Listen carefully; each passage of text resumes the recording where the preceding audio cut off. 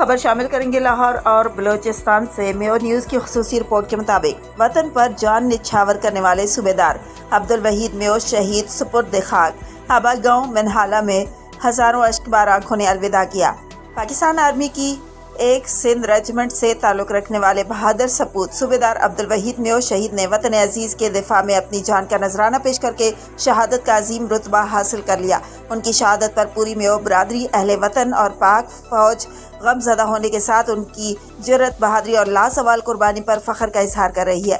صوبیدار عبدالوحید میو جولائی 1999 میں ایک سندھ ریجمنٹ میں سپاہی کے طور پر بھرتی ہوئے۔ انہوں نے اپنی غیر معمولی صلاحیت، فرض شناسی، دیانتداری اور پیشہ ورانہ مہارت کے باعث ترقی کرتے ہوئے صوبیدار کے عہدے تک کا سفر طے کیا۔ دوران ملازمت ہر عسکری ذمہ داری کو نہایت بہادری، خلوص اور جذبہ حب الوطنی کے ساتھ انجام دیا، جس کے باعث وہ اپنی یونٹ کے افسران، JCOs اور جوانوں میں بے حد عزت اور محبت کی نگاہ سے دیکھے جاتے تھے۔ پاک فوج کے مطابق 8 جولائی کو کراچی سے بسما جانے والی فوجی پارٹی پر دہشت گردوں کے بزدلانہ حملے کے دوران صوبیدار عبدالوحید میو نے دشمن کا ڈٹ کر مقابلہ کیا اور دفاع وطن کا فرض ادا کرتے ہوئے جام شہادت نوش کیا۔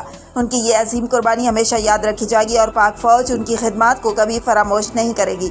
شہید کی میت جب ان کے آبائی گاؤں منہالہ لاہور پہنچی تو اہل علاقہ نے انتہائی عقیدت، احترام اور جذبات کے ساتھ اپنے عظیم سپوت کا استقبال کیا۔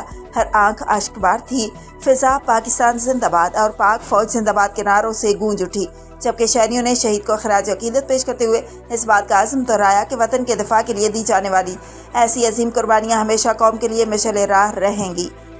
میو برادری نے صوبیدار عبدالوحید میو کی شہادت کو پوری قوم کے لیے باعث فخر قرار دیتے ہوئے کہا کہ شہید نے اپنی جان کا نذرانہ پیش کر کے نہ صرف میو قوم بلکہ پورے پاکستان کا سر فخر سے بلند کر دیا ہے۔ ان کی قربانی وطن سے محبت، وفاداری اور ایثار کی ایک روشن مثال ہے جسے ہمیشہ یاد رکھا جائے گا۔